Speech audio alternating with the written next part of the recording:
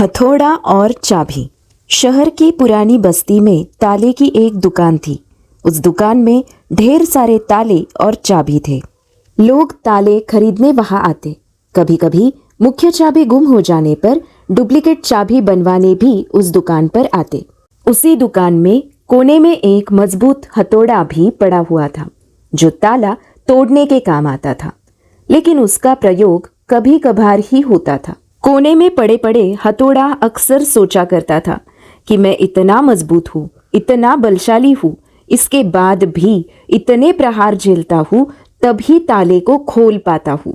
लेकिन चाबी इतनी छोटी होने के बावजूद किसी भी ताले को बड़ी ही आसानी से खोल लेती है।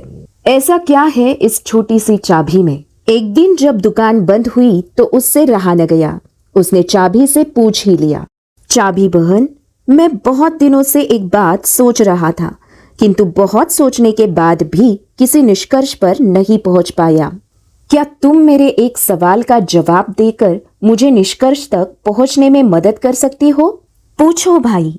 बन पड़ा तो तुम्हारे सवाल का जवाब मैं तुम्हें अवश्य दूंगी।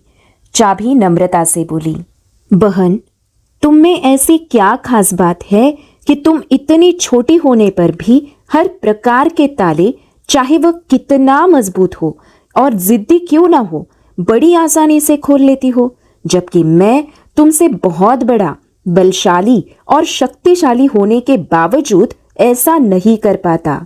मुझसे ताला खोलने में बहुत मेहनत लगती है और कई बार प्रयास करने के बाद ही ताला टूटता है।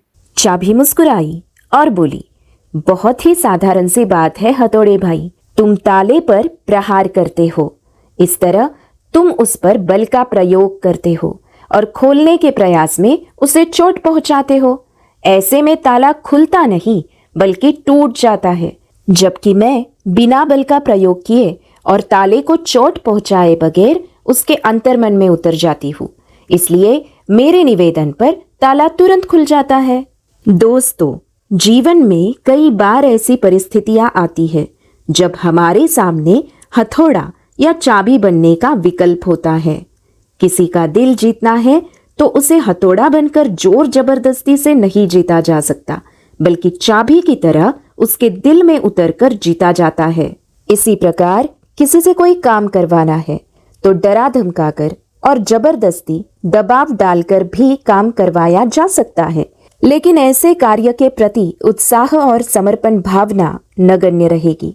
यदि किसी के दिल में कार्य के प्रति समर्पण भावना जागृत कर उसे उत्साहित कर कार्य करवाया जाए तो कार्य मन लगाकर और समर्पण से किया जाएगा और ऐसे में वह कार्य बेहतर होगा और परिणाम भी बेहतर प्राप्त होगा। आज की कहानी कैसी लगी हमें कमेंट में जरूर बताएं। वीडियो पसंद आए तो चैनल को लाइक और सब्सक्राइब कीजिए। इसे अपने दोस्तों और परिजनों के साथ शेयर कीजिए। फिर मिलते हैं ऐसी ही रोचक कहानी के साथ हमारे नेक्स्ट वीडियो में। तब तक के लिए अपना ध्यान रखें और खुश रहिए। धन्यवाद।